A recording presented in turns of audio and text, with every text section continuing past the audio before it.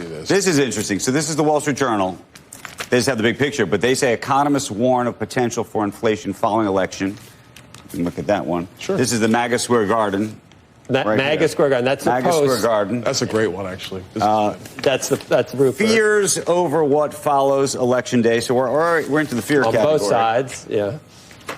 Washington Post. You got the Daily News. Interesting. We haven't talked about the Washington Post, by the way, and everything that's going on over there. Daily News has racist rally. Racist rally. So, time out. But before you go any further. Well, you were there. Were you there for the whole time? I was there the entire time. So, to the New York Daily News, is it a racist rally if you have a black man from Florida who's originally from New York speaking at the rally? I don't think so.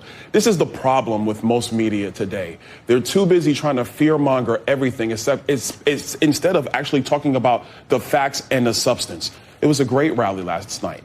Donald Trump obviously spoke. Did he say something that was off color? No, he did not. I spoke. Did I say something off color? No, I did not. Eric Trump, Laura Trump, Don Trump Jr., Elon Musk, Howard Lutnick. Did they say anything that was off color? No, they did not. Distanced himself from the comedian who was there and the comments that he made. I didn't agree with the comedian said. None of us did. When it came out, we were all like, distanced himself. Yeah, of course. We were all like, wait, what?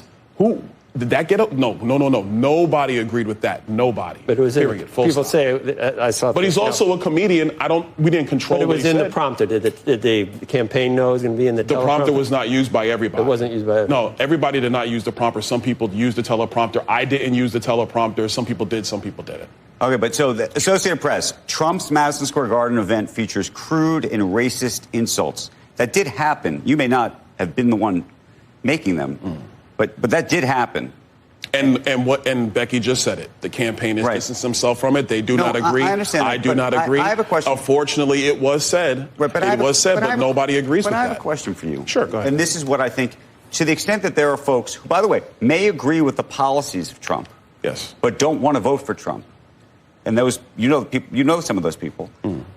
The reason that they don't want to vote for Trump is because they see, either in his character or the people who seem to support him, seem to be engaged in that or willing to engage in that, right? Because what you don't see, you don't go to other rallies for Harris or see in a Harris rally that kind of vitriol. It just you see. Look, you don't? I don't think you do. Kamala Harris spends half her time talking about her rival as Hitler, after he's been.